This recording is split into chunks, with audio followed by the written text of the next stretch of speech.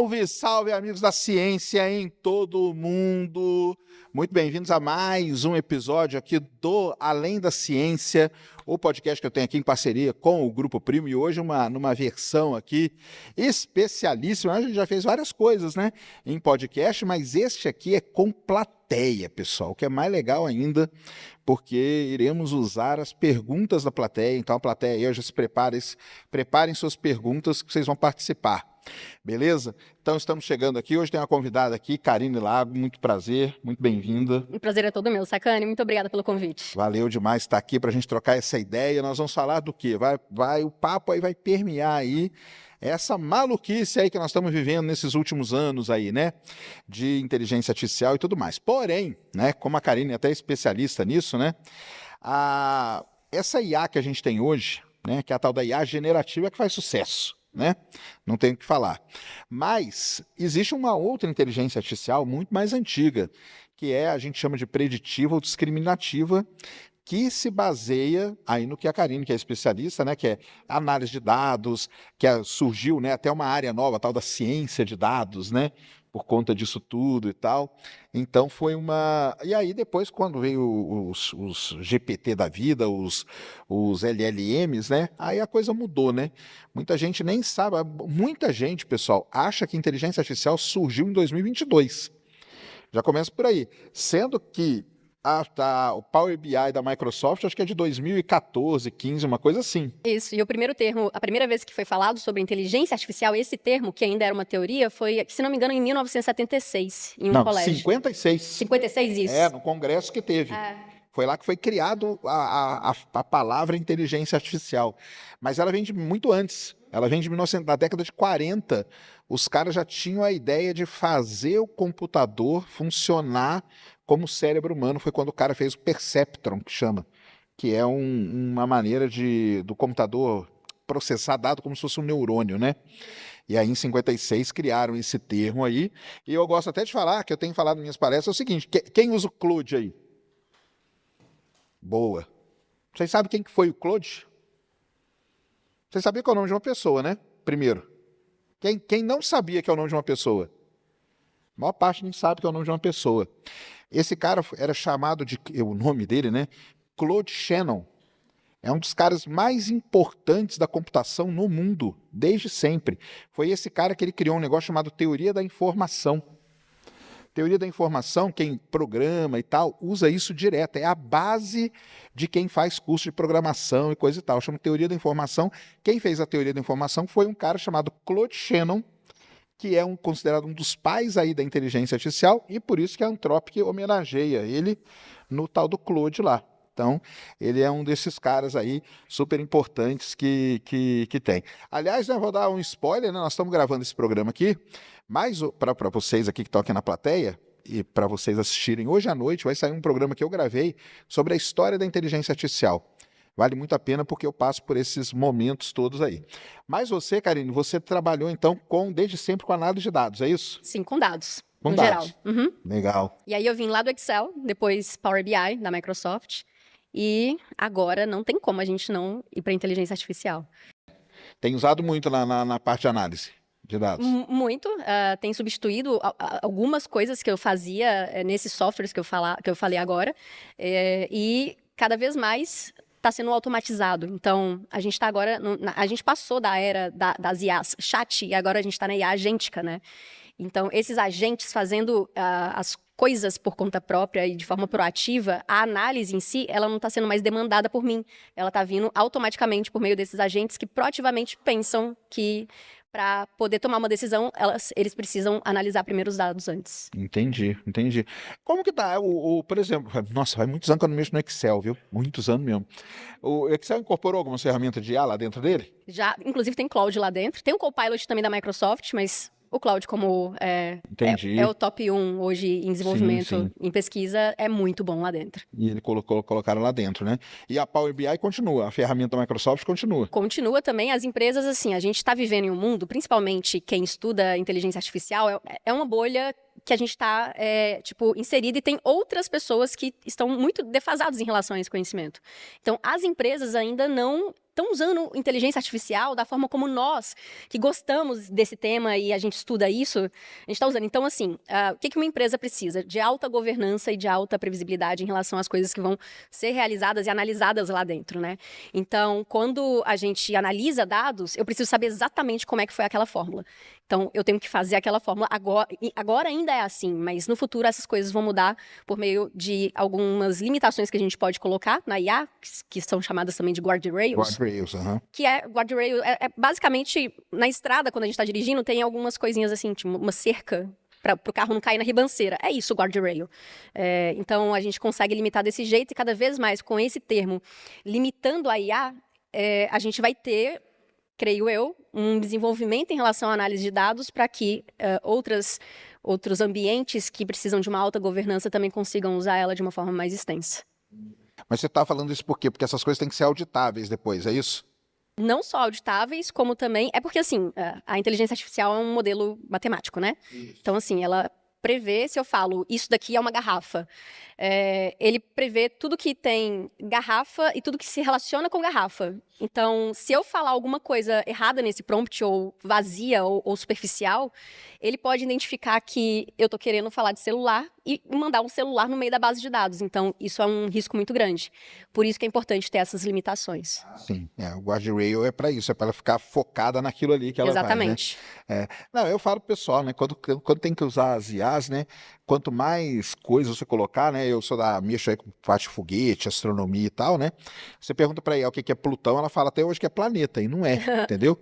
Aí se você joga um livro de astronomia lá dentro, é um guardrail que você colocou. Ela vai seguir aquilo ali, aí ela começa a acertar, né?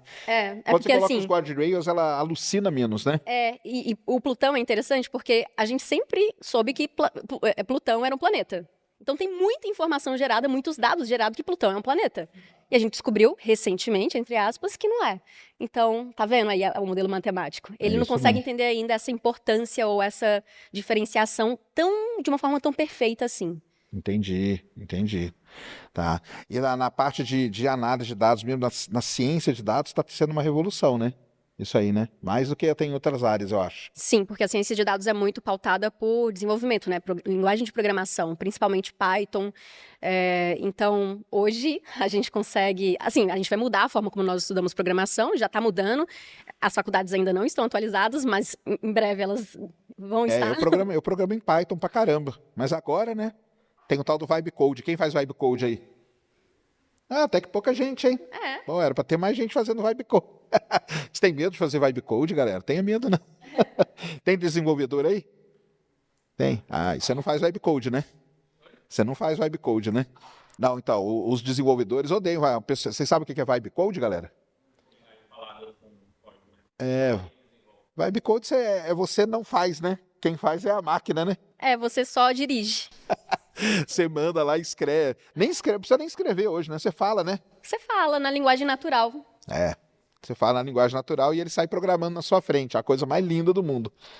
Eu tô fazendo várias coisas. Você vai? Eu faço. Uhum. Mas você chegou a programar mesmo já ou não? Programar em linguagem antes da IA? Não, eu não sou programadora, eu sou publicitário. Tá, você nunca mexeu em programação? Não, eu já mexi, eu trabalho em Python e tal, mas não de forma como uma programadora, uma desenvolvedora. Entendi. E agora eu tô me sentindo com superpoderes, eu sou uma super mulher com o Cloud. Entendi. Você faz Vibe Code, então? Agora eu faço Vibe Coding, desenvolvi vários sistemas já. Não, tem que fazer sim, o pessoal fica com esse negócio. Os desenvolvedores eu sei que não gostam não, viu? Eu sei disso porque... tem que fazer. Não, mas é engraçado, para quem não sabe, né? A galera da programação, eu trabalho com programação há muitos e muitos anos. A gente já usava IA há muito tempo. A gente tinha um copilot na programação, porque acontece o seguinte, mas você está ali programando, aí no meio ali você precisa, sei lá, calcular uma média de alguma coisa. Você não vai escrever. Entendeu? Então, um negócio de média é um negócio que todo mundo sabe. Aí você vai lá no Copilot, ele fazia a funçãozinha para você puxava e colava ali no seu código e seguia a vida, entendeu? Então o pessoal fazia, porque hoje, na verdade, substituiu tudo mesmo, né? Impressionante. É como se a gente tivesse funções para tudo de tarefas agora. Porque o que é uma função? Função nada mais é do que uma regra pré-escrita. Então, eu não preciso saber que uma média aritmética tem que somar todos os valores e dividir pela quantidade de valores. Era o que a gente tinha no Excel, igual a média, igual a average. Ou no Python também, o average. Agora, tudo parece se transformou numa função se a gente puder colocar dessa forma. Exatamente, exatamente. E falando nisso, falando no Claude, né? Ontem, né, a Anthropic lançou um novo modelo, né? O Fable 5, né? Baseado no Mitos. E aí, qual que é a grande sacada dele? Você Eu já usei. já e usou? assim, E aí? E aí que, agora, eu não sei se você viu que eles fizeram um teste para ele zerar o Pokémon Firebird. Não vi. Firebird ou Fire Red, alguma coisa assim. Ele conseguiu zerar o Pokémon em tempo recorde em relação a todas as outras IAs e foi muito melhor, mas muito melhor mesmo. Então, assim, o consumo de tokens, que tá todo mundo reclamando, né, que tá consumindo pra caramba, realmente vai consumir porque ele é muito inteligente, ele vai fazer isso. Então, tem até assim, eu fico um pouco irritada com isso, que as pessoas ficam reclamando que tá consumindo muitos tokens, mas ela não consegue entender que aquilo dali é incrível. Pode consumir tokens, se eu quiser pagar para ter um produto de uma forma mais rápida e com mais qualidade. E ele está muito mais inteligente, muito mais rápido e bateu todos os benchmarks de IAs que nós temos. E eu tenho certeza que daqui a pouco a OpenAI vai lançar mais alguma coisa, o Gemini também. E assim tudo vai, para né? trás. É a guerra que tem hoje, né? Eu tô adorando. É a guerra. Eu tenho uma frase, eu vou usar uma camiseta com essa frase. A frase é: token vale mais que dinheiro hoje. Não é? Sim. Porque o tal do token, eu vou te contar. E engraçado que quando surgiu a inteligência artificial, ninguém nem ligava para isso, né? Você ia lá perguntar, tanto que o cara lá da OpenAI falou que é precisando dar bom dia pro ChatGPT. Você dá bom dia, você já está gastando, além de estar gastando token, está gastando água pra caramba também. Mas o lance do token é isso, né? Mas o Fable 5 ele consome muito mais, é isso? Ele consome absurdamente mais, mas ele é absurdamente mais inteligente. E principalmente para código. Então, assim, por que eles não lançaram o Fable 5 quando eles falaram sobre isso? Porque foi falado sobre o Mitos e tudo mais. Porque ele tem um poder muito grande de... A IA, ela tem...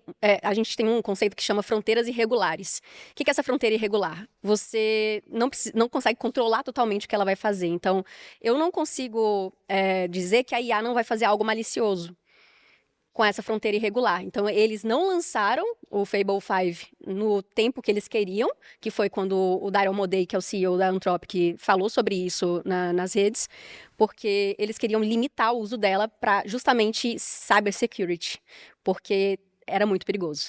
Então, eles conseguiram limitar, fizeram um trabalho, demoraram bastante, inclusive, acho que mais de um mês depois que eles falaram sobre o Mitos, e agora deu certo. Assim, eu acho que deu, né? Foi lançado ontem, vamos ver se vai ter repercussão negativa. Vamos ver o que vai fazer, né? Não, e aí agora é isso, né? Aí vem todas as outras agora lançando seus modelos por cima, né? Adoro, pode lançar, a gente vai ficar... né? Vai ficar essa briga aí, né? O Papa falou, né? O Papa falou que a gente vive uma corrida armamentista. Que basicamente é isso mesmo, né? É isso, né? Quem tem a arma mais poderosa hoje, né? É que domina. É aquele negócio, né? O cara que dominar a IA vai dominar o mundo mesmo, né? Eu acho que a próxima guerra vai ser de fato digital, né? Os chineses, como que estão, né, nessa aí do Fable 5? Parecido não estão, né? Achei que a gente não sabe também, né? Assim, teve o DeepSeek, né? Ele caiu um pouquinho. Tem o Kimi, é bom pra cá. E ele não é caro, né? Não é, né? Não é tão caro. Essa que é a vantagem dos chineses, né? É muito mais barato, né? O Kimi é muito bom. O Kimi é muito bom. Mas não consegue bater Anthropic hoje. Mas amanhã pode ser que bata. Amanhã que eu falo literalmente amanhã. Então, o lance desse negócio de falar de IA é isso, né? Que acontece com a gente, né? Que a gente fala um negócio hoje e semana que vem já é obsoleto, né? Tá um ritmo... Como segura a ansiedade assim, Sérgio? Não dá, né? Tem como. Tem que tomar remédio de ansiedade. Tem que tomar mesmo. A única coisa que eu tô fazendo na vida agora é estudar.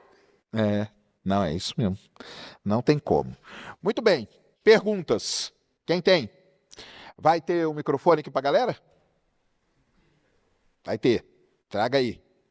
Diga aí seu nome e sua caravana.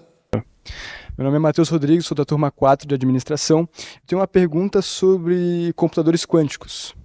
Quanto tempo você estima para que um computador quântico consiga decodificar um Bitcoin? Não é decodificar o Bitcoin, né? É o lance de quebrar a criptografia, né? Que o pessoal fala que a computação quântica ela vai quebrar a criptografia hoje que o pessoal usa, né? Cara, a computação quântica é o seguinte, o Brasil tem 2 computadores quânticos, tá? Para quem não sabe, tem um aqui na Unicamp e tem um no CBPF, que é o Centro Brasileiro de Pesquisas Físicas, tá? O computador quântico ele tem um problema seríssimo, por enquanto, que é manter o chip dele em estado criogênico. Para isso, ele gasta muita energia. É muito, é absurda. Você tem que ter uma usina do lado, entendeu? De energia para manter o chip em estado criogênico, para ele poder chegar vamos dizer assim, na situação dele operar como um computador quântico, entendeu? As pessoas que eu falo, principalmente o pessoal do CBPF, que eu falo bastante com eles, cara, eles falam assim, ó, a realidade mesmo, eles colocam uma janela de uns 15 anos, entendeu? Porém, é isso que a gente tá falando. É relativo. É isso que a gente tá falando. Aí amanhã pode acelerar tudo isso. O que você acha, Du? Eu acho que vem antes. Você acha que vem antes? Eu acho que vem antes. A gente tá numa velocidade muito grande. Parece que as coisas estão crescendo assim 2 vezes, 3 vezes, 10 vezes. E para chegar nisso... O que o problema é, ele tem um problema que é um problema tecnológico mesmo, né? Que é mais complicado, que é esse lance aí do estado criogênico do chip. Agora tem o seguinte, né? Ele vai ter capacidade de quebrar a criptografia dos bitcoins. Só que a galera do Bitcoin vai usar a computação quântica para criar uma criptografia mais poderosa ainda. Exatamente, é tudo relativo. Então vai ficar essa guerra de um com o outro. Então, assim, no final das contas, para quem mexe com Bitcoin, não se preocupe com isso. Porque quando chegar nesse estado aí, o pessoal do Bitcoin vai ter a computação quântica ao seu dispor e vai poder fazer uma senha, um negócio muito mais poderoso, entendeu? É que a gente olha para um dado isolado do tipo, vai ter computador quântico, mas não, vai ter também tecnologia para fazer uma outra coisa. As coisas, elas andam em conjunto. Exatamente. É isso que vai acontecer. Agora, a computação quântica vai ser muito boa para várias outras áreas, tá? A previsão do tempo, por exemplo, o pessoal fala que a única maneira de a gente ter uma previsão do tempo em tempo real vai ser computação quântica, por causa do tipo de dado que a gente entra ali na previsão, na meteorologia, e isso vai ser um salto assim gigantesco. Da minha área, por exemplo, que é cosmologia, que é fazer modelos do universo e tal, todos os modelos que a gente faz hoje são muito simplificados, porque a gente não tem poder computacional para isso. Com o computador quântico a gente vai poder soltar ele ali com tudo que a gente precisa, beleza? Mas sei lá, o pessoal fala 15 anos, mas vamos esperar, né? Porque essas coisas vão acelerando, a gente não sabe o que acontece, daqui a um tempo vai que baixa para 5, coisa assim. Tem algumas iniciativas de computação quântica aí pelo mundo, né? E temos que acompanhar isso aí. Valeu. Próxima. Eu sou o Thales, prazer. Como vocês falaram, né, essa velocidade que a gente tem dos modelos, cada hora um está melhor que o outro, um é melhor nisso, um é melhor naquilo. Como que a gente sabe qual usar no dia a dia? Por exemplo, uso o chat para fazer imagem, uso o cloud para gerar texto. Onde que eu pego essas informações para saber realmente qual que eu devo usar ali no meu dia a dia? Tem um site que eu não vou lembrar exatamente qual é a URL dele, mas é só você buscar por benchmark de IaaS e aí eles conseguem analisar exatamente para vídeo, texto, para matemática, que é aquela prova que eles fazem. Você lembra qual que é o termo, Sérgio? GMCA?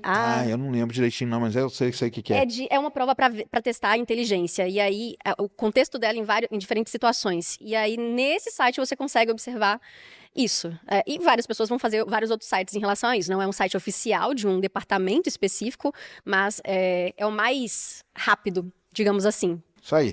Mas vou aproveitar a sua pergunta, eu vou fazer aqui o meu merchan aqui, o meu momento aqui de recados da paróquia. Porque ele perguntou, né? Porque hoje você precisa ter todos os modelos. Um é bom para texto, um é bom para cálculo, um é bom para não sei o quê. Mas no myhub.ia você tem os 18 melhores modelos do mercado. Claude, as últimas versões estão lá, GPT, Grok. Por exemplo, você quer coisa da atualidade, o Grok é bom. Porque a base dele está ali no Twitter, né, no X. Você quer coisa que tem consulta na internet, o Perplexity é bom, porque ele consulta a internet, entendeu? Então, tudo isso está lá no MyHub. Entra aqui no link, QR Code está aqui na tela, assine lá agora o MyHub, porque você tem tudo isso, além das IAs de texto, né, que a gente chama, tem IAs de vídeo, tem IAs de imagem também, tem mais de 40 cursos lá, tem live toda semana, tem uma comunidade, tem vários agentes já criados lá e tem os agentes que você pode criar. Lá tem um botãozinho para você criar o seu agente. Então, entra aí no myhub.ia. Próxima. Boa tarde. Eu sou cientista de dados, estou no 2º semestre e nas últimas semanas o que eu vi é que o CEO da Anthropic anunciou que vai ter que dar uma freada, que meio que a própria inteligência artificial já consegue se programar, né? Então eles já avisaram quando lançaram o Opus e já lançaram, ontem mesmo no lançamento, já avisaram os riscos da cibersegurança por trás disso. Isso já foi repassado também para os grandes bancos dos Estados Unidos. Então, qual que é o risco da cibersegurança? E como ele falou também da computação quântica. Porque uma das pesquisas que a gente está fazendo hoje no Senai Cimatec é essa parada da computação quântica. Porque ela carrega muito da computação clássica ainda. E não carrega muito da computação com a IA em si. Ainda vem com essa morosidade ainda, por conta dos chips ainda, que ainda é muito atrasado, com a computação clássica. E quanto tempo seria necessário para ter essa fusão entre si do chip clássico com o quantum, né? O quantum IA. Beleza, pode falar? Existe essa discussão, principalmente porque existe uma guerra entre países, né? A gente está falando de uma guerra política aqui, praticamente. Eles estão correndo, a China está correndo, a Rússia também está dando seus pulos. O Brasil também tem uma iniciativa em relação a isso, para não ficar para trás. Então, quando se fala disso, é mais... Eu vejo assim, tá? Pode ser que eu esteja equivocada. É mais uma segurança em relação a como que as outras organizações que não têm a mesma ética, a mesma moral, que, por exemplo, uma Anthropic da vida, uma OpenAI, como que elas vão usar esse poder que os próprios concorrentes deles geraram. Então, como que a gente vai conseguir controlar isso? Fazendo esses alertas mais amplos ao público, justamente porque o público, a força, né, a massa, por que a comunicação é muito importante, o jornalismo é muito importante? Porque a massa ela consegue ter mais controle sobre catástrofes que vão acontecer e consegue frear esses acontecimentos. Então, tornar isso público pode ser um tiro no pé do próprio Daryl Modey, né, que é o CEO da Anthropic, mas ao mesmo tempo é uma proteção para ele.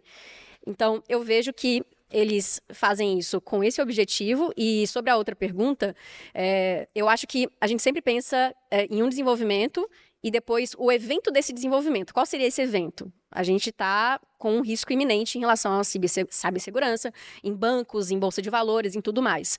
Mas a gente também não preveu aquele negócio da relatividade que eu tinha falado antes. Beleza, tem esse evento previsto, mas o quanto a gente vai conseguir desenvolver para poder se proteger desse evento com o lançamento das IAs? Porque as coisas acontecem e quando a gente está na realidade, né, vivendo de fato, usando os modelos e tal, que a gente vai realmente ter essa resposta. Então, com o lançamento do Fable agora, vamos observar o que vai acontecer. Já tem várias pessoas testando e tudo mais. Eu acho que em uma semana a gente vai ter uma visão muito boa em relação ao futuro da cibersegurança no mundo como um todo. Mas você acha que ela já está conseguindo se autoprogramar mesmo? Como que tá? É porque, assim, se a gente fala, ela consegue se autoprogramar, é que não é 0 ou 1, né? Na verdade, a gente tem que avaliar a qualidade dessa se autoprogramar. Então, é bom ou é ruim? Quanto é bom, quanto é ruim? Então, ela sim pode se autoprogramar, é uma lógica, são regras matemáticas baseadas em conceitos muito antigos. Então, sim, ela pode se programar, mas não é tão boa quanto um modelo super estruturado da Anthropic, da OpenAI, que tem poderes de quebrar senhas de banco e tudo mais. E essas coisas do pessoal falar para frear também, eu fico meio com o pé atrás, né? Lá atrás, lembra quando o Elon Musk falou assim, ó, pessoal, temos que segurar aí o negócio da IA, né? Ele fez isso para ele poder desenvolver a dele, né? Exatamente, a gente tá vivendo política. O cara lança dele e fala assim, opa, eu vou dar uma freada aí, né? Para ninguém desenvolver, né? Para chegar. Tem esse fator também por trás aí, né? Mas isso esse tema aí, né? O pessoal chama de Ethics AI, né? Que é o que você vai usar, como que você vai usar, o que você vai fazer com tudo isso, essa parte de segurança toda, né? Isso realmente é muito, muito importante aí. Temos que acompanhar, né? O negócio foi lançado ontem, né? Agora é impressionante que lança ontem e 2 horas depois já tem um monte de teste, um monte de coisa. O pessoal também não perde tempo, né? Não. É muito difícil ser uma influencer de IA. Não dá mesmo. Próxima. Boa tarde, meu nome é João Pedro, sou aluno da Faculdade RAM, primeiro período. Tenho 2 perguntas aqui. Karine tinha comentado que não existe o controle total da inteligência artificial. Então, eu queria saber, se não existe esse controle total da IA, como fazê-la seguir as leis da robótica de Isaac Asimov? As leis de ética da robótica. Criando guardrails. Basicamente é isso. É você criar a regra dentro da própria IA. Porque se você deixar ela aberta, ela vai fazer o que você pediu, o que for feito, ela vai. É como se fosse um... eu não quero falar isso publicamente, mas é como se fosse um câncer, só vai. Se você deixar e falar, faz isso, ela vai. Então tem que É que ela vai se reproduzindo de forma descontrolada. É isso que quer dizer. generativa, É né? isso mesmo, é isso mesmo. Agora temos também que saber se as leis do Asimov a gente quer aplicar elas, né? A gente não sabe, né? O Asimov pode ter sido um cara muito profético, né? Então, o pessoal tenta fazer isso. Mas será que é bom também aplicar as leis dele? Não sei, né? E também tem essa coisa, né? Porque ainda a gente tá muito incipiente na questão robótica junto com IA, né? São poucos as coisas que tem ainda, pelo menos esses robôs humanoide, não são tantos ainda, né? Por exemplo, o Elon Musk não usa IA, mas tem alguns que estão usando já, né? Mas foi GPT. meio flopado, né, os lançamentos. Foi, né? Porque esses robôs também podem ser controlados por outras pessoas. Eles sabem foram que são controlados. boa parte deles são controlados, né?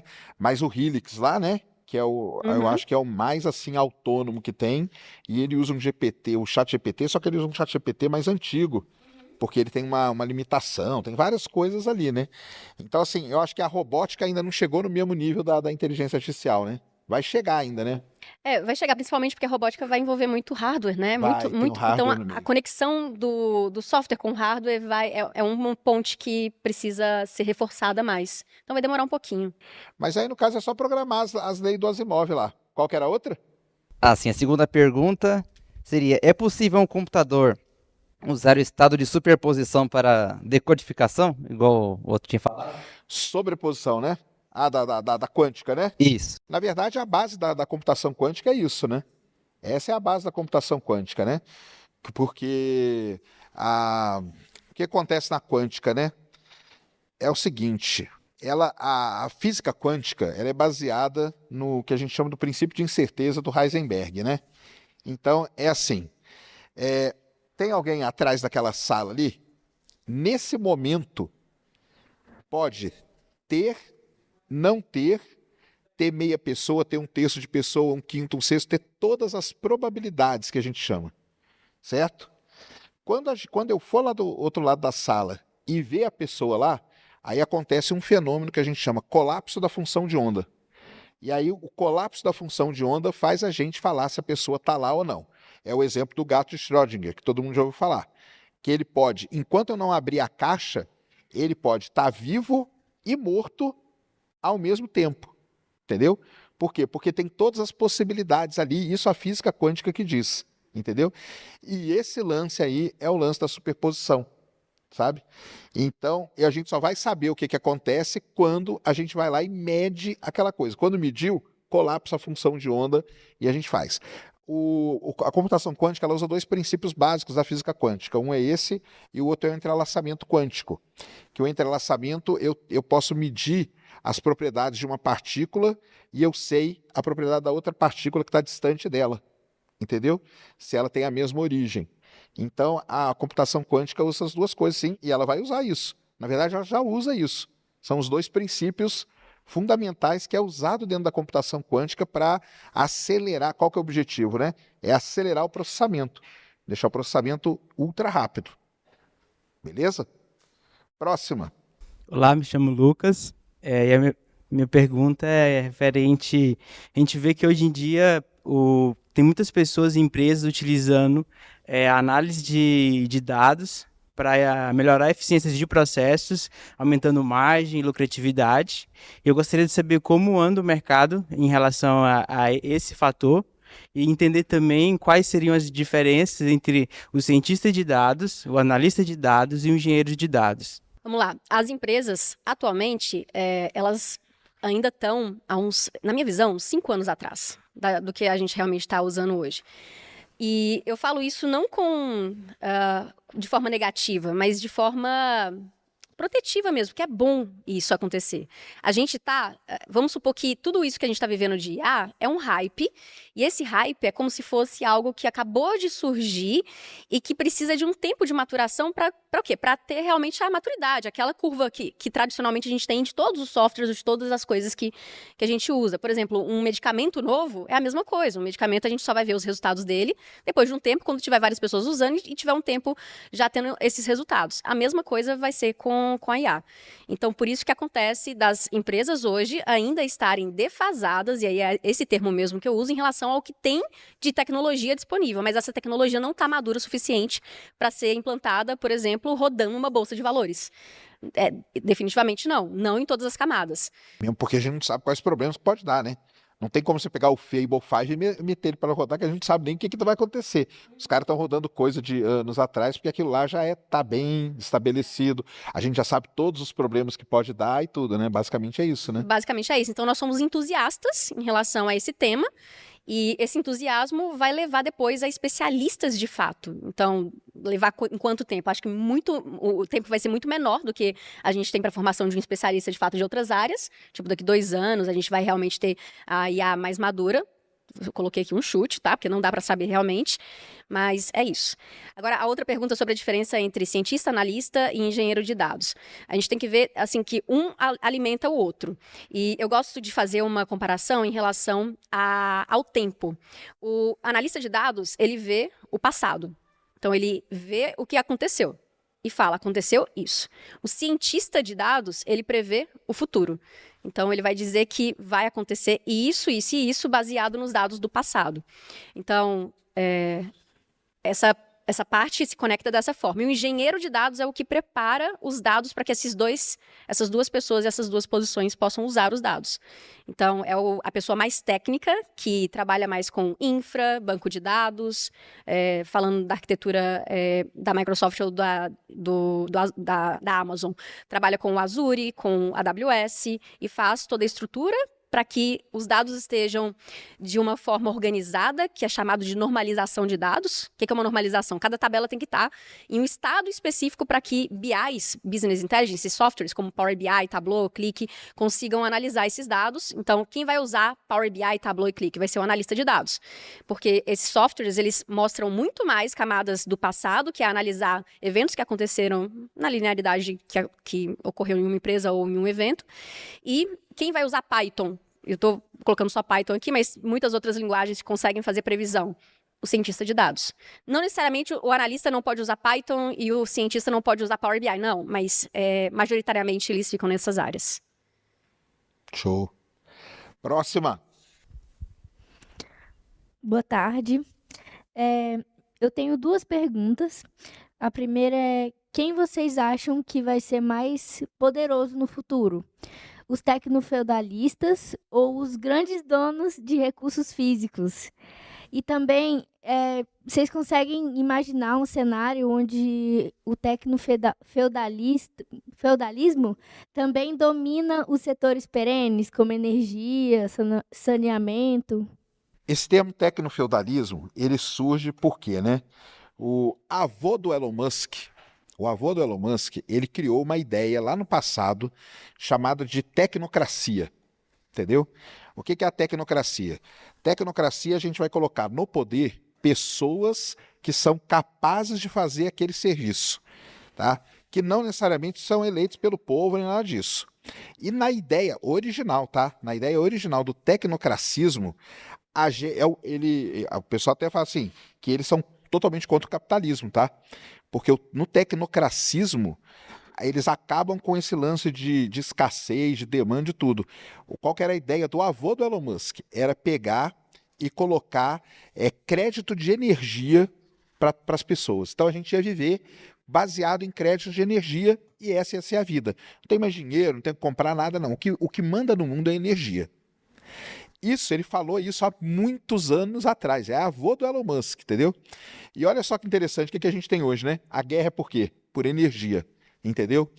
Então, da onde que surge o tecnofeudalismo, tá? Primeiro que a tecnocracia ela nunca foi colocada em prática em lugar nenhum, nem testada em lugar nenhum, tá? Nunca foi. O Elon Musk, quando ele fala aquele lance dele de dar uma renda universal para todo mundo, tipo, deixa a IA tomar conta de tudo e dar uma renda universal para todo mundo. Todo mundo já ouviu falar disso, né?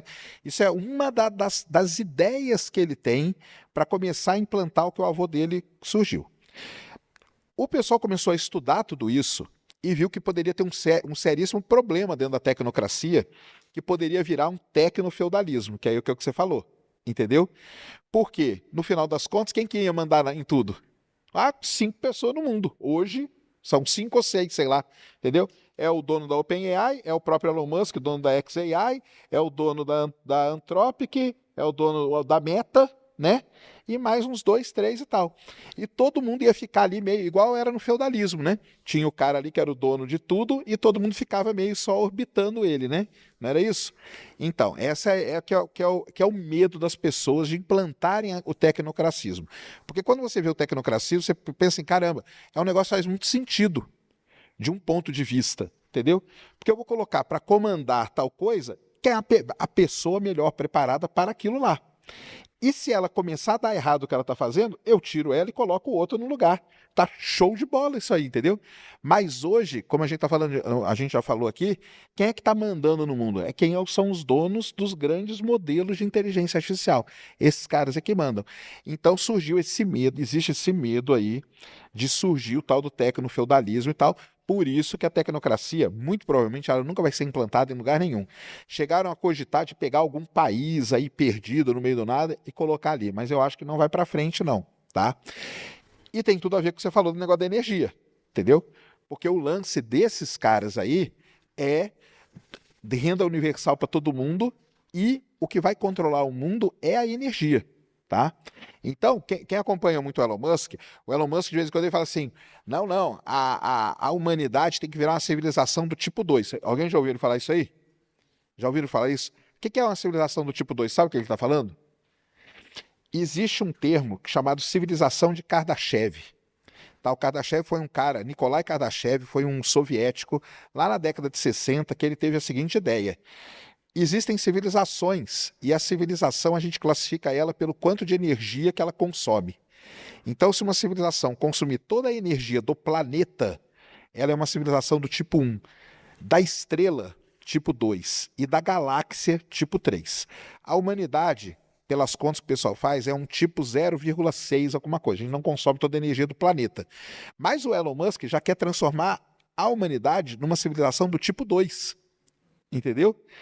Ele quer que a gente consuma toda a energia, por isso que ele quer jogar os robôs dele na Lua, ele quer colocar uns painéis solares em volta da Terra para pegar a energia do Sol e tal. Por que ele quer fazer isso? Porque a inteligência artificial hoje, se não tiver energia, ela não funciona. Entendeu? Como que eu vou alimentar? A gente está, nem sei quantos trilhões de parâmetros tem esse Fable 5 para ele rodar desse jeito. Mas o lance é o seguinte, a crescente de parâmetros que você coloca num modelo, você precisa de muito mais GPU para rodar isso, e quanto mais GPU você precisa para rodar isso, você precisa de muito mais energia para rodar isso.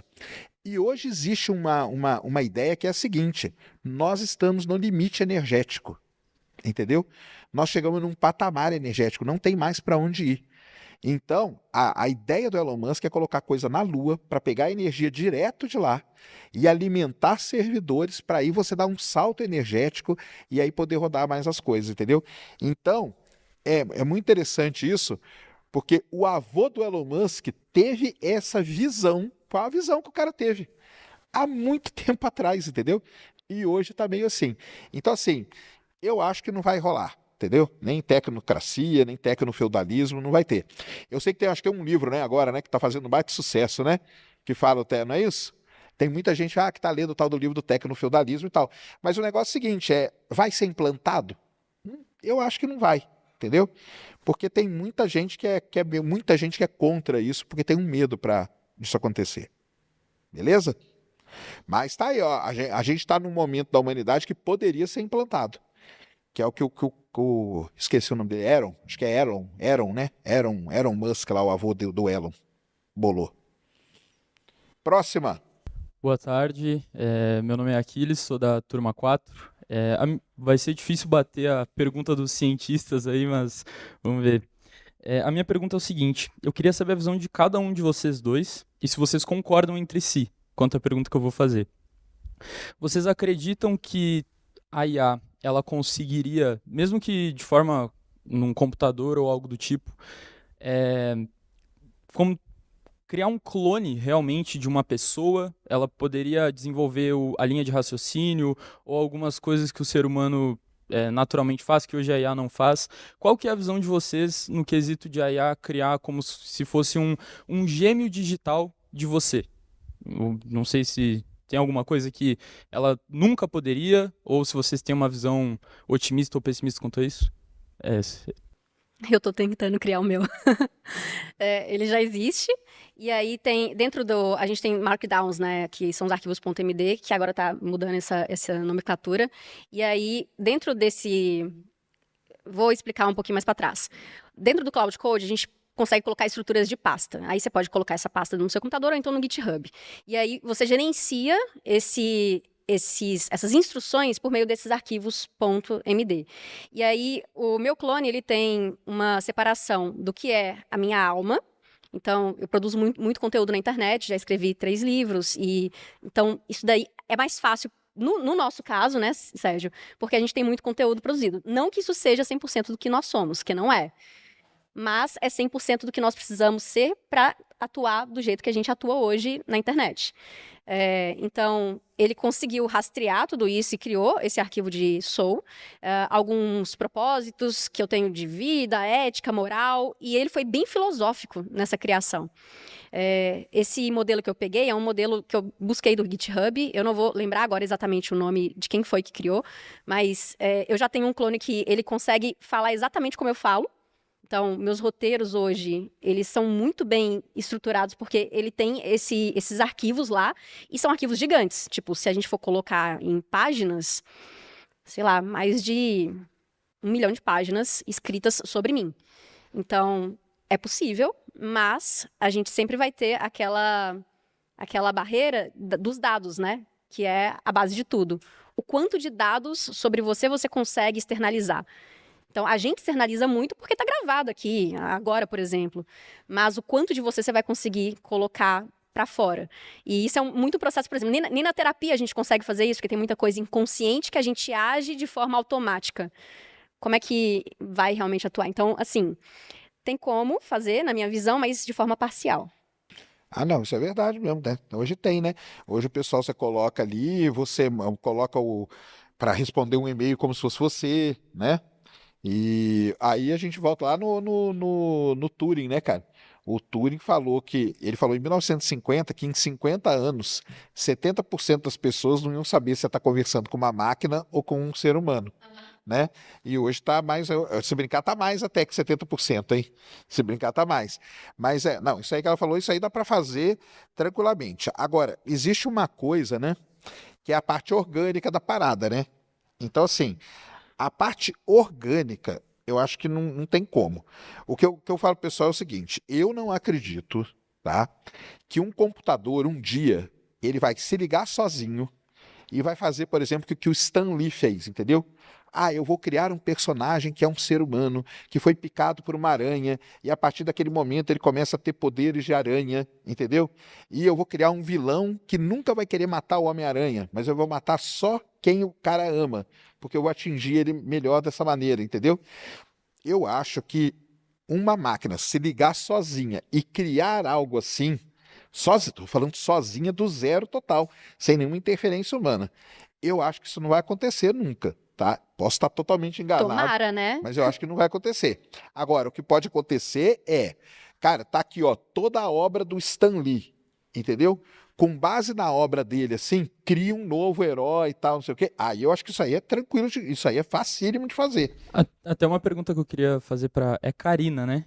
Karine. Quanto tempo você demorou para fazer todos esses arquivos .md?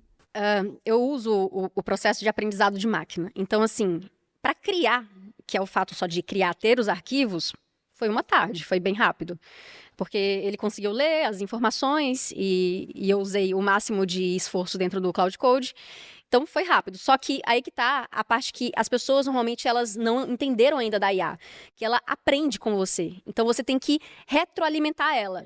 Então, para criar, foi assim. Agora, para ela ficar boa de verdade, dependeu de usar, falar para ela é desse jeito, usar de novo é desse jeito, até ela ficar madura desse jeito. Eu vou falar do tempo que eu uso isso até mais ou menos quando eu percebi que estava com uma qualidade boa, uns 3 meses. Mas eu uso todos os dias, o tempo inteiro. Aí você está usando o quê? Para fazer tipo roteiro de vídeo, roteiro de postagem, essas coisas? Também. Seguindo... E estratégias também. Certo. mas seguindo aí toda a sua ideia, o seu pensamento e tudo que já está lá, Sim, né, em tudo que você produziu até hoje, sim, né? sim. Beleza. É isso aí. Isso aí dá pra fazer mesmo, cara. Perfeito, muito obrigado. Parabéns pelo conteúdo. Próxima. Boa tarde, Sérgio, tudo bem? Assim como a bomba atômica ela precisou haver uma regulação, você acha que em algum momento a gente vai ter que regular também a IA ou a gente vai esperar acontecer alguma coisa como aconteceu em Duna? Eu sei que é meio que ficção, mas É, ó, os filmes proféticos que tem por aí, né? O pessoal fica com medo, né? Porque é tanto filme que vai dando certo, né? Vai que, né? Cara, regular. O que você acha de regular ou regulamentar a inteligência artificial? A Europa tá bem mais avançada nisso do que todos os outros continentes, né? É, né? Aham. É, a Europa ela tem isso, né? É por causa do LGPD que surgiu também lá, né? Sim. Então, eles são muito mais preocupados em relação a isso. É porque tem os filtros, né? Porque toda IA tem um filtro, né? Toda IA ela já tem uma certa regulamentação ali, né? Porque são esses filtros que os modelos colocam, né? Tanto que o pessoal fala, você consegue usar alguns. Vocês já andaram de Tesla nos Estados Unidos? Se você andar de Tesla nos Estados Unidos, você pode usar o Grok sem filtro, cara. É legal pra caramba. Você põe o Grok para usar no computador do carro, eu já fiz isso. Você ali no computador do carro, você põe o Grok e tem um botãozinho lá que você tira o filtro dele. E é muito legal mesmo. Ele te xinga, entendeu? Ele fala, você tá gordo, você quer ir no McDonald's de novo? Ele fala desse jeito com você, entendeu? É muito legal. Mas o problema, né, cara, quando a gente fala desse negócio de regulamentar, regular e tal, sempre vai bater, né, naquela linha assim, perto da censura, né? E aí o pessoal começa a ficar com muito medo, né? Porque, por exemplo, o problema é, quem é que vai fazer essa regulação? Essa pessoa que está fazendo, ou esse grupo de pessoas, ou essa entidade e tal, ela não tem interesses, e aí ela não está fazendo isso, regulando de acordo com os interesses dela? E mesmo que surja uma instituição que seja sem interesse, ela vai ter influência, não tem Vai como. ter influência de todo jeito, entendeu? Então, é um tema muito complicado. Isso aí o pessoal discute mesmo hoje, né? Discute isso aí, porque você deixa ela totalmente solta, faz o que quer, a gente põe algumas regulações, não põe e fica como? Cara, isso é um tema bem... Eu vejo assim, a gente sempre brinca com perigo em várias questões, né? Então, assim, um foguete que é construído tem o perigo dele cair em cima de um país e matar muita gente. A energia nuclear, a mesma coisa. A gente brinca com os limites e com os perigos. Assim também é na vida, né? A gente sempre faz isso. A gente tá fazendo a mesma coisa com a IA, só tá repetindo o ciclo. De uma forma diferente. Mas qual que é a que está mais regulamentado, assim? Não tem, né? Não tem. Não tem. Hoje não tem, né? Eles sabem que se eles deixarem totalmente desregulamentado, é o que eu falei do negócio do jornalismo, né? A mídia, como completo, vai cair em cima disso e vai derrubar esse IA. Então, a opinião pública, ela consegue controlar bastante Consegue, isso. né? Isso aí. Excelente. Próxima. Meu nome é Arthur. Karine, eu vi uma pesquisa dizendo que sistemas feitos por vibe coding podem funcionar, mas ainda muito inseguros. Como você trabalha com dados e também faz vibe coding, o que eu faço na prática para proteger dados reais antes de colocar em produção? Vamos lá, o vibe coding, ele vai... E aí a gente vai falar sobre empregos agora, vai tirar aquela camada do júnior. Então, uma pessoa que é muito júnior, que desenvolve algo muito básico ou de nível intermediário, a gente consegue fazer isso com IA de uma forma bem rápida. A grande questão está em saber avaliar aquilo que foi desenvolvido por um profissional sênior. Então, quando você desenvolve algo com IA, com vibe code, no cloud code e tudo mais, por mais que você pode até falar para ele, haja como um profissional sênior, e consiga avaliar isso e fale quais são as aberturas e barreiras que eu deveria colocar aqui de segurança, ele ainda assim pode errar. Por isso que a gente nunca vai substituir. Quando eu falo nunca, tem ressalvas em relação a tarefas específicas. Não estou falando não substituir de forma completa. A atuação de um profissional que pensa em como que esse desenvolvimento vai atuar no contexto humano. Então, beleza, desenvolvi um aplicativo aqui e essa pessoa pode clicar em algum lugar lá e fazer uma série de ações que vai resultar em algo. Talvez a IA não vai prever isso, mas o humano prevê porque ele está vendo na vida real. Então, a forma de fazer isso é mantendo pessoas super especialistas. Só que aí tem uma outra questão que é bem crítica. A gente está entrando nessa parte que a IA consegue substituir funções júniores, funções muito básicas. E tem uma escada, né, de uma pessoa primeiro vira júnior, para depois virar pleno, para depois virar sênior, especialista e tudo mais. Se a gente vai quebrar isso daqui, a gente tem uma questão muito crítica de como que a gente vai treinar essas pessoas para elas se tornarem pessoas que são especialistas, já que elas não vão saber a base, a teoria, e nem vão aplicar essa teoria, porque é a IA que vai aplicar para ela. Então, hoje nós temos essas pessoas. Daqui 20 anos, 30 anos, não sei como que a gente vai avaliar isso. O Vibe Code, galera, assim, é excelente, é legal pra caramba, né? Mas o que você tem que fazer, usar ele, o que eu acho, né? É usar ele para fazer protótipo das suas coisas, entendeu?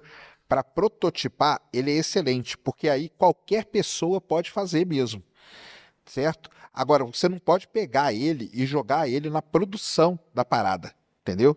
Porque aí tem esses problemas de segurança, e se você trabalha numa empresa e faz isso, primeiro que você vai ser mandado embora imediatamente, entendeu?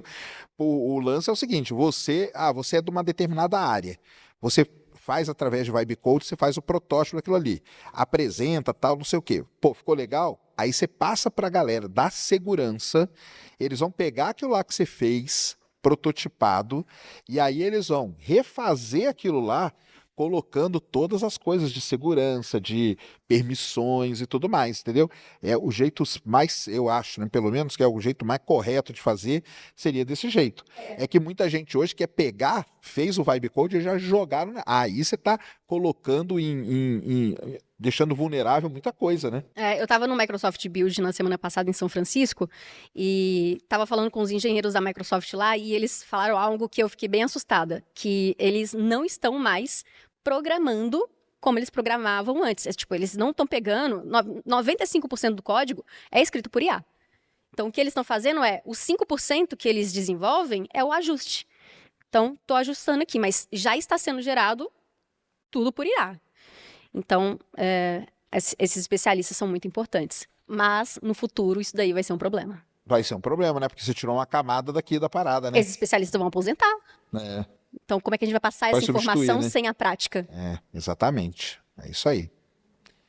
Próxima. Boa tarde, Sérgio. Boa tarde, Karine. Tudo jóia? Bom. O que acontece? Esses dias eu estava vendo uma palestra do CEO da Anthropic e ele falando que a gente está nos últimos anos do Meaningful Work, né, que é o trabalho com significado. E eu venho da área jurídica, né? E hoje já existem IAs que fazem tanto a parte comercial, quanto já iniciam o protocolo lá na via jurídica. Então, isso está se tornando realidade. Então, eu queria saber a opinião de vocês, né, sobre esse tema. E também, trazendo o futuro para o presente, como vocês enxergam a sociedade, né, nesse contexto, né, do trabalho perdendo o significado? Existe um paradoxo que chama paradoxo de Jevons, já ouviu falar? Que, vou dar o exemplo do carvão. Quando o carvão, a gente conseguiu criar máquinas que usavam menos carvão, a gente pensou que ia usar menos carvão. Mas, na verdade, aconteceu o contrário. A gente usou mais carvão ainda, porque quanto mais eficiente, menor o custo. Então, a demanda vai aumentar, porque tá barato. Então, tudo que tá barato, a gente vai lá e compra, né? Tipo, uma ação tá barata, vou comprar. Um terreno tá barato, vou comprar. A mesma coisa vai acontecer com a parte da eficiência humana.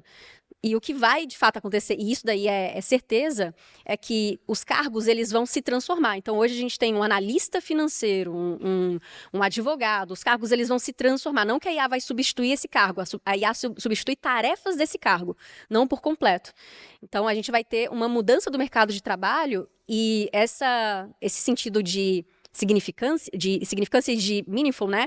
Que é realmente fazer algo que vai vai me dar a consciência de que eu estou fazendo algo bom para o mundo e tudo mais, vai se transformar também a partir da retirada dessas tarefas manuais que a IA vai fazer agora. Então, eu acho que o que vai acontecer é isso e a gente vai continuar sendo demandado como seres humanos, mas de uma forma bem diferente. Isso com certeza vai. Pô, você é da área jurídica, né, cara? Você sabe que vocês conhecem o Peter Thiel? Quem conhece o Peter Thiel aí? Peter Thiel é simplesmente o cara mais poderoso do mundo, tá? Só isso, mais nada, entendeu? Ele é o cara que é ligado com o Elon Musk, com o Zuckerberg, com o Sam Altman, com todo mundo. É o cara que comanda aí, ligado com as Forças Armadas Americanas e tal. É o cara que investiu em todas as empresas que estão aí, todas têm. É o cara que tem todos os dados do setor médico americano e agora tem todos os dados do setor médico britânico, que ele comprou todos. É tudo na mão dele, tudo na mão desse cara. Ele teve no Brasil e ele comprou uma empresa brasileira. E sabe de que área que ela era? Jurídica. Depois vocês pesquisem aí uma empresa chamada Enter. Ela foi comprada pelo Peter Thiel por não sei quantos bilhões, acho que 2,1 bilhões de dólares. Não é isso, mais ou menos? Ele teve aqui, ninguém nem sabia que ele estava aqui. E ele comprou uma empresa do setor jurídico chamado Enter. Então, para você ver, e o que esses caras dessa Enter fizeram? Fizeram tudo com IA, essa parte jurídica aí. Então, é uma área aí que... Exato. O que ele está falando é justamente da jurimetria, que você consegue analisar muito bem, né? E aí acaba que o advogado, que antes dava conta de 10 processos, acaba que ele dá conta de 100, 200, entendeu? E aí que está a questão. No meu ponto de vista, vai faltar, de fato, vai sobrar profissional, né? E acaba que o trabalho, no fim das contas, vai perder, sim, o significado. Então, eu queria até aproveitar e perguntar para o Sergião, como que você imagina isso nesse contexto das pessoas, assim, talvez tendo que trabalhar não pelo dinheiro, porque não faz mais sentido, entendeu? Cara, assim, eu não sou alarmista nesse negócio não, viu? Ó, eu fiz uma coisa aqui que eu acho que ninguém aqui fez. Curso de datilografia. Alguém fez? Eu fiz de digitação. Eu fiz de datilografia, em máquina de escrever. Aquelas véia, cara, que você fazia barulho. O curso de datilografia era a coisa mais importante que a gente tinha no Brasil durante muito tempo. Aliás, tem uma piada que a gente faz que nem é piada, que na folha de pagamento da Agência Espacial Brasileira tinha um datilógrafo até 2 anos atrás. Para você ter uma ideia, datilógrafo, cara. Os caras que eram dono de curso de datilografia, cara, eles eram bilionários. Bilionários. Por quê? Para você fazer um concurso público, qualquer um, primeira coisa, curso de datilografia. Para você entrar em qualquer empresa, primeira coisa, tem que ter curso de datilografia. Era a coisa mais importante. Acabou. Simplesmente acabou. E aí, por conta disso, quem datilografava acabou? Não. Tanto que a gente faz o que hoje? Digita, porque, né? E ninguém fez curso de datilografia e todo mundo aqui digita. Entendeu? Olha que coisa interessante, né? Eu acho, cara, que vai seguir esse rumo. Cara, eu acho assim que o mundo, o ser humano, ele absorve essas coisas, essas mudanças aí, de uma maneira muito mais natural do que quando a gente para pensar.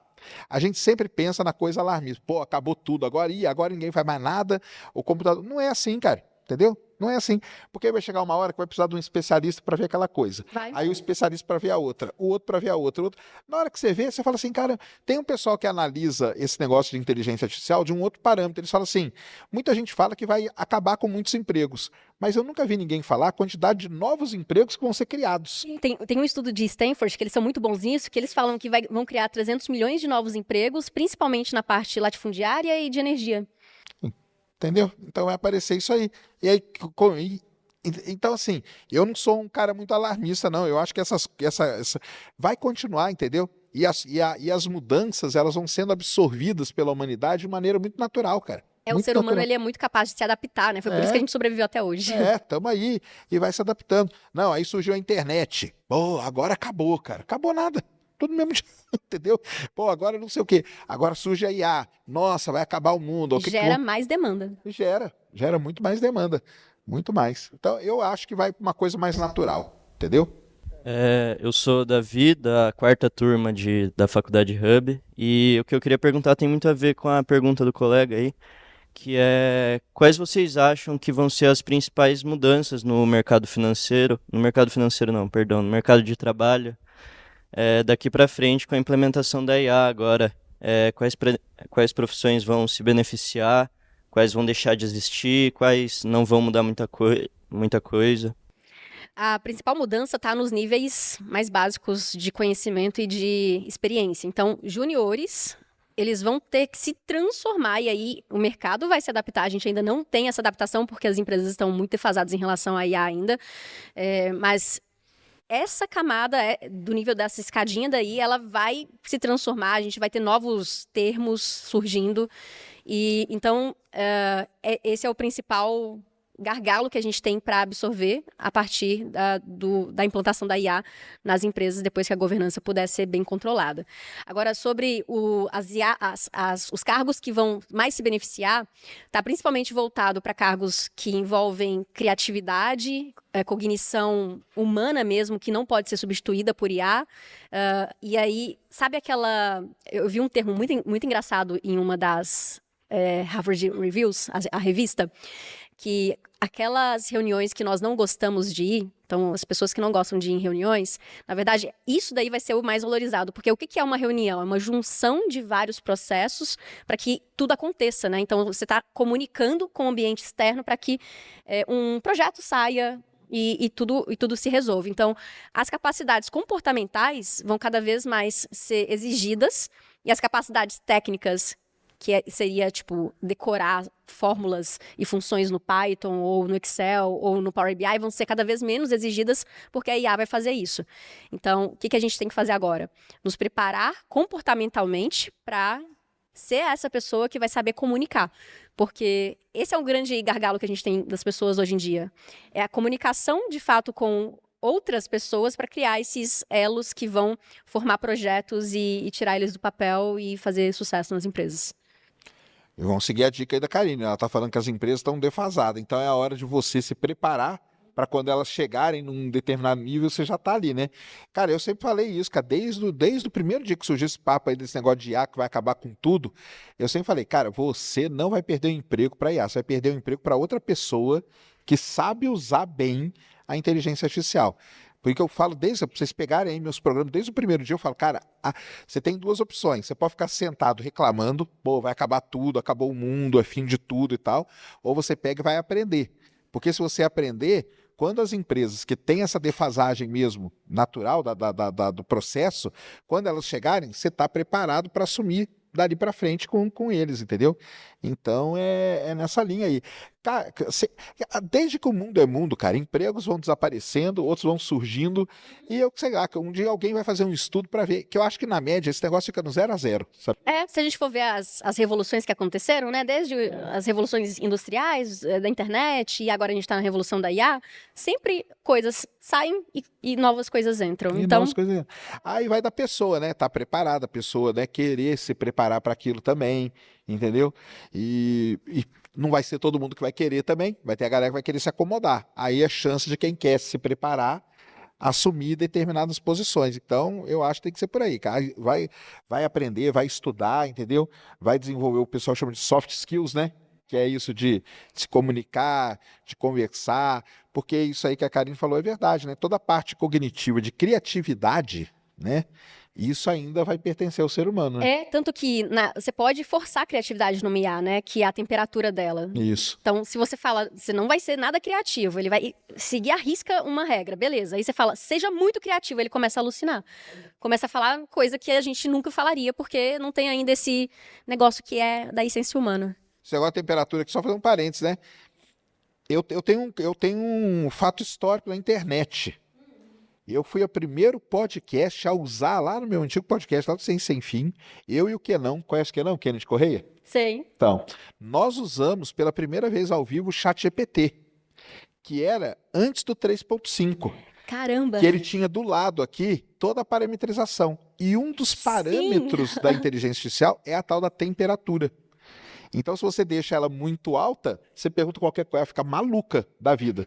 Aí você reduz, ela fica pouco criativa, fica chata, né? Fica. Aí hoje você tem que falar no texto, né? Porque você não tem mais esse parâmetro. Exato. Hoje isso aí já está embutido lá, né? Isso já está embutido lá. Mas é isso aí. Beleza? Próxima. Oi, prazer. Me chamo Marcos André. Sou da Turma 4 da Hub. E, né, sobre esse tema que está falando muito sobre o mercado de trabalho, né, os empregos, substituir os empregos, me surgiu uma dúvida, né, porque eu já escutei muito na internet de falar de substituir os empregos teóricos, né, o que você tem que pensar para falar de qualquer mercado financeiro, até o jurídico, e se valorizar mais os trabalhos manuais, que a IA não consegue substituir mais os trabalhos manuais. Você acha que em algum momento vai acabar esses empregos teóricos, né? Eu acho que isso já foi respondido, mas essa parte de valorizar os manuais, você acha que consegue, tipo, vai se tornar uma realidade para agora, ou mais para frente? Quanto tempo vai demorar isso? Quando a mesma relação que a gente fez com o paradoxo de Jevons, quando a gente tem uma diminuição, uma eficiência de alguns processos, a gente vai gerar mais demanda.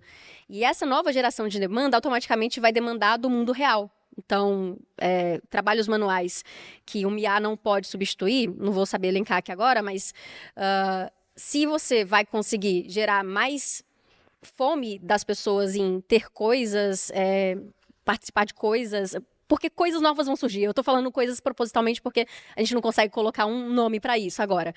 Então, sim, vai automaticamente ser mais demandado porque a gente vai ter mais demandas que a gente nem conhece que vai existir daqui a algum tempo. E sobre o prazo, já tá acontecendo. Aos poucos. Exatamente. É aquele negócio, né, cara? O lance é a criatividade, né? Enquanto tem muita coisa que vai depender da criatividade humana. O que vocês têm que entender é o seguinte, cara, que a IA ela é muito boa para fazer coisa repetitiva, entendeu?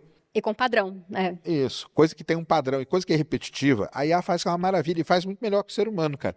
Porque ela não cansa, entendeu? Ela não tem vontade no banheiro, ela não tem sono, ela vai dormir, nem nada disso, e ela não erra. Você mandou ela fazer aquele, ela vai fazer. Ah, eu preciso classificar 1 milhão de galáxias no universo. O ser humano não vai conseguir fazer. A IA faz para você em minutos, entendeu? Que bom, né? Que a gente não precisa perder nosso tempo para fazer isso. Exato, é isso que eu ia falar. E aí vai sobrar tempo para o ser humano exercer a criatividade dele, entendeu? Por exemplo, classifiquei 1 milhão de galáxias. Pô, e agora, o que eu posso fazer com isso? Aí tem os caras, os físicos teóricos, os astrofísicos e tal, que eles vão pensar o que fazer com essa classificação de galáxia. Ah, mas agora eu tenho 2 bilhões para classificar. Beleza, aí a classifica tudo para mim e agora eu vou fazer o que eu vou fazer com isso, entendeu?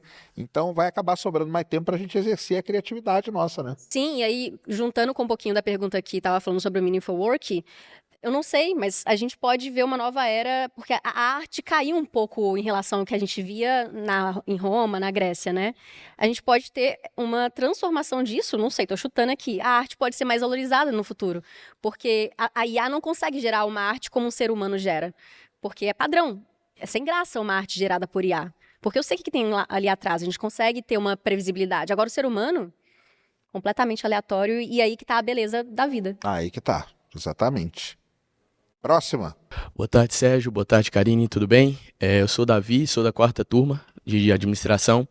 E entrando um pouco nesse ramo, né, que igual estavam falando, no ramo empresarial, como que vocês acham que no futuro vão ser as empresas que vão dominar o mercado? As empresas que elas criam suas próprias IAs ou as empresas que aprimoram essas IAs que já estão rodando no mercado? As empresas que usam, assim, todo mundo vai se beneficiar, isso é fato. Todo mundo. Quem realmente desenvolve a IA vai ser o topo. Então, a gente tem esse grupinho daí que é raro a gente conseguir muitas empresas nesse topo, porque é muito dinheiro. É muito dinheiro. E é muita influência, não é só dinheiro, né? Tem política envolvida, tem regulamentação que vai ficar cada vez pior. Mas todos os níveis vão conseguir usufruir muito bem, desde que consiga usar essa tecnologia. Então, a gente está no meio da maior oportunidade da história que a gente está vivendo. Nós estamos no início de uma grande revolução.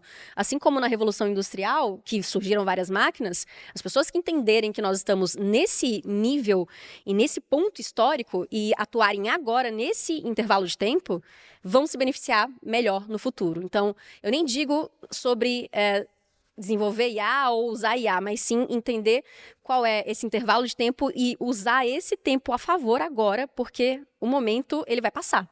E aí vão surgir outras revoluções, igual a gente não previa que ia surgir uma revolução tão grande quanto a IA, né, nesse período que a gente está vivendo aqui agora. Daqui a pouco vai surgir uma outra que vai ser daqui uns 20, 30, 40 anos, não sei, talvez menos. Então, eu acho que vou inverter a resposta e focar só nesse tempo. Boa, isso aí. Próxima. Boa tarde, Sérgio. Boa tarde, Karine. Meu nome é Matheus, sou da segunda turma do curso de administração. E no meu trabalho eu uso muito o Power BI. Eu gosto muito, é uma ferramenta muito, muito útil. Meus gestores gostam. Eu queria saber como que eu posso usar a inteligência artificial dentro do Power BI. Como analisar pontos que eu não consigo analisar. Uhum. Você pode usar outras IAs ou só o Copilot? Posso usar todas. Tá bom. Então a gente vai colocar Cloud aí no meio. Então o Cloud ele consegue hoje, a Microsoft reestruturou a forma como o Power BI é desenvolvido e hoje a gente consegue atuar em níveis de base de dados, em medidas e em visuais. Então, quando você conecta o Cloud via MCP, que é um protocolo de conexão, com o Power BI, ele consegue trabalhar no modelo do Power BI e desenvolver as medidas para você. Então, o que eu tenho feito hoje? Sabe aquelas medidas que a gente criava? Sum, average, calculate, sempre last year. Isso daí, hoje eu desenvolvo ainda alguns relatórios no Power BI para minha empresa, que eu não quero que a IA fique aleatória em alguns deles. E eu nunca mais escrevi uma sum, uma average. Nunca mais na vida. Por quê? Eu pego o Cloud e falo, eu preciso analisar isso, escrevo para ele, e com essa conexão em MCP, eu consigo automaticamente já ter as medidas criadas lá dentro e os visuais. E aí, depois, eu vou só refinando. Então, o meu trabalho, que era 100% de criação de um dashboard, agora fica em 5%. Então, eu estou usando o meu tempo para outras coisas, para analisar esses dados ou para fazer outras coisas. Você usa o Claude para mandar o prompt e ele manda o prompt direto para o Power BI para poder executar isso? Ele atua no modelo, ele cria lá, ele modifica o modelo dentro do Power BI, que agora ele foi bem estruturado para que essa conexão possa acontecer e por essa conexão MCP, ele sabe os parâmetros certinhos. Então, ele faz as medidas, ele faz os visuais, ele faz tudo. Você só pede e ele faz. No Power BI desktop, eu nem estou falando de conexão via API, web, não. É desktop e desktop. E para isso você tem que baixar os dois no seu computador mesmo e baixar esse conector MCP. Boa. Próximo. Boa tarde, meu nome é Gabriel Amorim, sou da turma 2. Eu tenho uma dúvida sobre... Vocês acreditam que a inteligência artificial, a primeira grande descoberta que ela deve fazer dentro do mundo da ciência, em qual área vocês palpitariam? Desde o ramo da paleontologia à astronomia e assim vai, tá? Em geral. Cara, na verdade ela já fez, viu? Ela já fez várias descobertas. Como a gente falou, né? A IA não é um negócio de agora, de 4 anos atrás, né? Era um negócio muito mais antigo e ela já foi usada. Na história da inteligência artificial, na parte da geologia, por exemplo, lá atrás, na década de 70, ela descobriu uma grande mina de molibdênio, que é um elemento muito importante aí nos Estados Unidos, entendeu? E a gente só conseguiu descobrir pela inteligência artificial. A grande revolução científica que a inteligência artificial fez recentemente foram os caras da DeepMind, né? Que usaram um negócio chamado... como que chama lá? Caramba! Eles ganharam o Prêmio Nobel de Química em 2024 pelo fato deles terem conseguido desdobrar uma proteína. E só com inteligência artificial que eles conseguiram fazer isso. Com o alfa... Como chama lá? O alfa... Caramba, fugiu o nome aqui agora. Lá do Google lá. O pessoal do Google DeepMind, né? A DeepMind é o laboratório de IA do Google. Eles usaram esse código deles, conseguiram desdobrar uma proteína, porque acontece o seguinte, você vai desenvolver um novo medicamento. Esse medicamento, ele vai se acoplar à proteína. Só que a proteína ela é um negócio que ele é todo dobrado. Então você não consegue saber aonde que você vai acoplar o medicamento de forma correta. O que o pessoal faz normalmente? Vai num laboratório de química, tenta, mexe lá com tudo, né? Faz tudo lá, tenta desdobrar essa proteína na mão. É muito difícil, não consegue. Tinha uma dessas proteínas que fazia 50 anos que a gente estava tentando resolver. E a gente não conseguiu. O que o pessoal do Google DeepMind fez? Como chama lá? O Abassis lá, o dono lá. Ele conseguiu fazer um modelo de IA que desdobrasse essa proteína e com isso ele desenvolveu um medicamento que acoplasse certinho com ela. Foi tão bom que ele ganhou o Prêmio Nobel de Química de 2024. Aliás, 2024, esse cara ganhou o Prêmio Nobel de Química e o Geoffrey Hinton ganhou o Prêmio Nobel de Física por causa do backpropagation que ele usa nas redes neurais. São 2 prêmios Nobel já para IA em 2024, entendeu?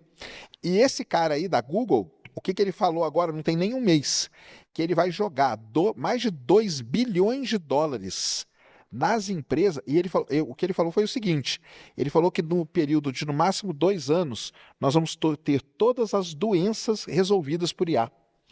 porque eles descobriram como sair desdobrando essas coisas e desenvolver medicamento para poder acoplar certinho onde tem que acoplar, e aí o desenvolvimento disso vai ser muito rápido. Uma coisa que pouca gente sabe, lá na época da Covid, desenvolveram uma vacina chamada mRNA, que é do RNA mensageiro. E aí todo mundo falou assim, pô, eu não vou usar tal vacina porque não fizeram todos os bilhões de testes. Não precisava. Por quê? Porque essa vacina foi desenvolvida por inteligência artificial. A inteligência artificial já rodou esses testes pra gente, entendeu? Muito melhor do que o teste do ser humano. Porque não precisou matar ninguém para poder rodar o teste. Então, assim, no ponto de vista científico lá que você perguntou, a área médica, cara, é a área talvez que mais tenha ganho em aplicação direta da inteligência artificial. Sim, e aí como fazer essa ponte em relação à realidade? Muito se falava no passado sobre IoT, né, Internet das Coisas. Agora está surgindo um outro termo que é o IoT, que é Inteligência artificial das a coisas. inteligência artificial das coisas. Então, como é que a gente vai linkar que uma pessoa precisa de um medicamento X ou tatuando alguma coisa no corpo dela? Por meio de monitoramentos. Então, dispositivos que vão monitorar... Os wearables, né? Que o pessoal Sim, fala, né? wearables. Não sei se esses wearables um dia poderão ser implantados dentro da gente, que pode fazer alguma liberação de alguma coisa, algum alerta no celular para atuar de alguma forma. Então, assim, a gente tem várias doenças que precisam de uma variabilidade que, quando a gente toma um remédio, ele é meio que uma bomba, né? Ele atua de uma forma catastrófica. O câncer é muito disso. E, às vezes, se a gente conseguir monitorar os dados, de fato, que estão acontecendo dentro do nosso corpo, vai ficar muito mais fácil de aplicar todos esses avanços na medicina de forma bem precisa. É isso mesmo. O nome do cara é Denis Hassabis, ele que ganhou o Prêmio Nobel de Química, ele que é o dono aí do DeepMind, né? Desse laboratório dentro da Google, e é 2,1 bilhões de dólares que ele vai colocar de grana para a galera sair desenvolvendo medicamentos nisso aí. E o nome do código é AlphaFold, que eu tava com o AlphaGo na cabeça, porque foi o AlphaGo que ganhou o Go, né? Aquele joguinho. Em cima disso, eles desenvolveram o AlphaFold, que fold é dobrado, né? Para desdobrar a proteína e fazer esse negócio aí.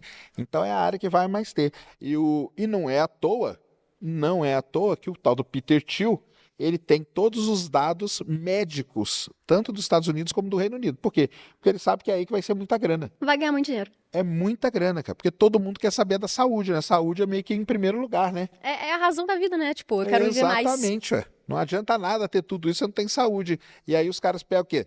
Quantas pessoas aqui tá usando um smartwatch, qualquer que seja? Esses dados estão indo para onde? Os caras estão se alimentando disso aí, né? O tempo todo. Aí o cara tá usando assim, de repente ele chega em casa, abre o celular, pô, caramba, começaram a me mandar aqui medicamento para cardíaco. Pô, mas eu nem tenho problema. Os caras já sabem que você vai ter problema antes de você pensar que você vai ter problema. Porque o lance do diagnóstico, né, usando inteligência artificial, ele é um negócio muito poderoso. A gente cai nos dados, né? Exatamente. A importância dos dados. Os dados. Então, assim, eu acho, cara, na parte científica aí, a área médica vai ser a área que já tá, entendeu? Ela já é a área que mais está sendo destaque e tem que ser destaque mesmo, né? Tomara que usem para o bem mesmo. Tá certíssimo. Próxima. Boa tarde, meu nome é Davi. Eu tenho duas perguntas. Vocês falaram muito sobre a criatividade, da gente usar nosso tempo para criatividade, e eu trabalho hoje, 80% do meu trabalho é com IA. E uma coisa que eu percebi durante meu trabalho é que muitas das coisas que eu sabia fazer, hoje em dia eu meio que desaprendi por pedir a IA fazer. E aí eu percebi ao longo do tempo isso e acabou me incomodando um pouco. Por exemplo, eu tinha um conhecimento muito vasto em Excel. E aí hoje em dia, por eu mandar fazer a IA fazer tudo, às vezes eu esqueço e tem que ficar puxando a minha mente, ou às vezes pesquisando alguma coisa. E isso aí me incomoda um pouco. Queria saber a opinião de vocês em relação a isso. E a outra pergunta eu faço depois. Então, a gente quer muito ficar no status quo, né? Tipo, eu quero permanecer do jeito que eu estou. Pensando que vamos precisar desse conhecimento depois. Mas a real é que a gente está avançando na tecnologia. Então, o seu incômodo, ele é muito válido. Mas ele é válido no sentido de que a sua mente e nós, como todo mundo aqui, desconhece o que vai acontecer no futuro. Porque o futuro ainda vai acontecer, então ele é incerto. Mas a probabilidade, né, a estatística está falando pra gente que você não vai mais precisar desse conhecimento no futuro.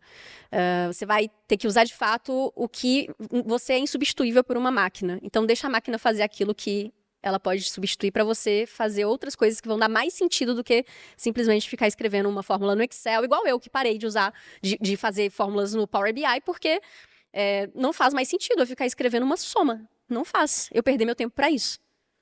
Então, fica tranquila. Isso aí é uma preocupação muito grande que tem, né? Saiu até um artigo recentemente de como que as pessoas estão perdendo a habilidade de escrever com a mão, por exemplo. Aí já fica mais grave, né? Tem. E tem países nórdicos, por exemplo, não sei se é a Finlândia agora, que eles proíbem a criançada de usar computador até uma certa idade, para escrever tudo à mão. Porque a gente está perdendo essa habilidade aí do ser humano. E quando a gente parar de perder a habilidade de pensar? Esse é um problemão, hein? Esse é um problemão. Mas é isso que incomoda mesmo. Você tá certinho, porque incomoda demais. Você fala assim, caramba, cara, antes eu fazia isso aqui, agora eu não consigo mais fazer. Se eu parar para fazer, eu não consigo mais, né? Mas aí, cara, é o seguinte. Eu, que sou mais velho que vocês aqui, usei durante muitos e muitos anos aqui em São Paulo um livrão desse tamanho assim, ó, chamado Guia de Ruas. Eu tinha que andar com ele no porta-luva, com aquele trambolho lá, entendeu? Você ainda anda com ele no porta-luvas? Não, agora eu tirei. Agora eu tirei porque eu confio que o GPS vai me salvar sempre. Porque o dia que der pane no GPS, eu volto com ele, entendeu? Guia de ruas era o GPS, a gente não tinha GPS. Então, para ir de um lugar para o outro, a gente tinha que desenhar o trajeto nesse guia de ruas e sair andando por aí, entendeu? Isso foi bom pra caramba, por quê? Porque tem muita coisa que o cara fala assim, lugar tal. Eu sei como que vai sem GPS, entendeu? Agora, quando você começa a ligar o seu GPS todo dia que você sai de casa, você fica naquela dependência total, entendeu? Aí vai de cada um. Incomoda às vezes, entendeu? Incomoda. Minha esposa fala assim, mas por que você está ligando o GPS para ir onde você sabe? Ela tem razão, mas é porque já é dependência, cara. Porque eu falo assim, e se ele vai que ele me mostra um caminho que é mais rápido? Vai que ele me mostra um caminho que é alternativo, que é mais legal e tal, entendeu? Mas essa é o incômodo que a gente tem mesmo. Por isso que eu acho que a próxima guerra vai ser digital. E aí, se cortarem GPS, se cortarem internet, acabou o mundo. Mas já é. A guerra hoje, ela depende muito do GPS, porque os drones, eles são movidos pelo GPS. Só isso. Vocês sabem como que o Irã fechou o Estreito de Hormuz, por exemplo? Vocês têm ideia? Eles não jogaram uma bomba, eles não fizeram nada. Eles jogaram um vírus, a gente chama de jamming, no GPS, e os navios que comunicavam ali não conseguiam se mexer e ficaram tudo parado. Fecharam o Estreito de Hormuz. Eles não colocaram uma barreira, eles não colocaram um navio de guerra, eles não jogaram uma bomba, eles não apontaram uma arma. Eles simplesmente jogaram um jamming no sistema de GPS e os navios não conseguiam se mexer. Só. E agora a nossa capacidade de criação de jammings triplicou, multiplicou. Exatamente. E agora? Vai ficando cada vez pior essa coisa aí. Próximo. Você tem outra, né? Tem. Foi tão perceptível essa diferença que eu lembro quando eu comecei a usar o Cloud no Excel, eu sabia o que ele fez e por que ele fez. Hoje em dia tem coisa que eu peço para ele que eu não sei como que ele fez e como que ele chegou lá para fazer, que eu tenho que ficar ali estudando para ver o que ele realmente fez, se tem alguma coisa errada. Mas enfim, a outra pergunta é que eu estou desenvolvendo um projeto junto com um parceiro de trabalho e a gente está muito em dúvida entre usar o Cloud Code ou o N8N. A gente fez os dois testes e os dois performaram bem, só que um a gente está usando para um serviço interno da empresa e o outro a gente pretende escalar ele para prestar serviço para outras empresas. E aí eu estou defendendo muito a tese do Cloud. Só que ele está batendo cabeça comigo que o N8N é melhor para integração de outros serviços, enfim, e por API e entre... Eu queria saber a opinião de vocês, qual que eu devo usar. Como funciona o N8N na prática? Só para ter um contexto para todo mundo entender. Ele funciona por nós. Então, o N8N não é uma inteligência artificial. Ele, na verdade, é um fluxo que você consegue programar. E eu coloco um desses nós lá dentro de inteligência artificial e eu consigo controlar melhor. Então, se eu fosse a sócia de vocês, eu falaria, vamos para o N8N, porque eu consigo controlar todas as camadas, exceto da inteligência artificial, que eu preciso colocar uma fronteira maior lá dentro.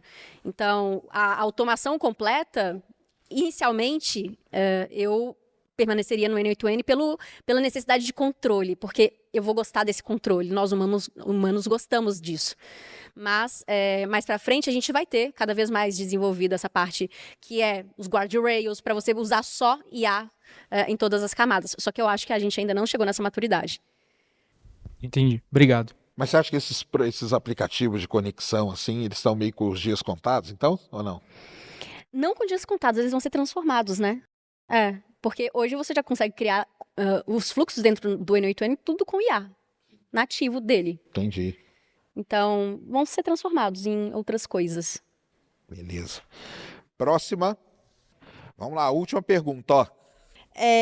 Eu gostaria de saber se a IA chegasse a uma conclusão científica, mas não conseguisse justificar como chegou àquilo. O que vocês acham? Seria ciência? Chegou numa conclusão científica, mas não sabe. Ela não sabe explicar como chegou àquilo. Ou a gente não ia entender, né? Então, porque o negócio é o seguinte, né? Como que a gente chega numa conclusão científica, falando da ciência em si, né? Existe um negócio que chama-se metodologia científica, tá? O que é metodologia científica? Ela começa com uma pergunta, e aí você, através daquela pergunta, você elabora hipóteses. Com as hipóteses que você elaborou, você vai atrás de dados, de simulações, de modelos para tentar responder aquelas hipóteses, e você vai mexer nisso aqui até que você valide ou não, ou crie novas hipóteses, e depois com isso você vai ter a conclusão das coisas, entendeu? Então assim, aonde que a inteligência artificial hoje ela é usada dentro da metodologia científica? Então, por exemplo, para criar hipóteses. A IA ela é muito boa para criar hipóteses para vocês, para quem é cientista. Outra coisa que ela é muito legal, para melhorar esse trabalho de você ficar fazendo todas as simulações, testando, né? Que a gente chama de testar as hipóteses, entendeu? Então isso, a inteligência artificial ela é muito boa para isso também, certo? Mas tem a parte do ser humano, que é a parte de concluir essa coisa toda. Então, assim, ainda não vi esse fluxo de metodologia científica totalmente feito pela inteligência artificial, mas ela é capaz de fazer, porque ela pode, no final, analisar aqueles dados todos, comparar com a pergunta lá inicial que você fez, e aí chegar numa conclusão. Então, assim, seguindo a metodologia científica, você tem sempre como justificar a resposta que você chegou. Não tem como ela criar uma resposta do nada. Entendeu? Porque a coisa nasce com uma pergunta e tem toda essa sequenciazinha para ser feita. Aí a gente também pode fazer um paralelo com a nossa realidade. Por exemplo, quando a gente era aluno e tinha uma prova de múltipla escolha, é melhor você deixar de responder ou chutar uma pergunta que você não sabe? É melhor chutar, né? Porque tem mais chance de acertar. E aí as IAs também foram programadas assim. É melhor que a IA chute do que ela deixe de responder. Ela ganha mais pontos no sistema que eles desenvolveram. Então, assim, pode ser que ela chute em alguns momentos. Então, a gente tem que ficar sempre tem que estar sempre observando controlando isso. ali. Isso aí de chutar e ela ganhar, a gente chama de aprendizado por reforço, né? Que é o que ela ganha ali, e com isso ela vai. Aí quando você falou, ela deu um chute, deu errado, ela meio que se como que a gente fala? Pune, né? Autopune, e são aqueles thumbs ups e thumb down perto das respostas da IA. Então, quando você fala que foi uma boa resposta, você está treinando ela para que ela continue assim, e quando você faz assim, você está punindo ela. Então, por isso que é muito bom responder lá. Porque quando você põe o joinha, você está falando para ela, opa, sua resposta foi legal. Você põe o negativo, ela acha que não. Então, assim, eu acho que na parte científica, ela sozinha chegar numa coisa que ela não consegue justificar vai ser difícil. Porque como ela passou por todo esse processo, ela tem essa justificativa toda aí para trás. Entendeu? Então eu cheguei nisso, por quê? Porque eu rodei esse modelo, eu fiz essa simulação, eu usei esses dados, eu validei ou não essa hipótese, e aí eu cheguei nessa conclusão aqui. Então você tem esse controle na metodologia científica. E aí é você que avalia se a justificativa é plausível ou não. Exatamente.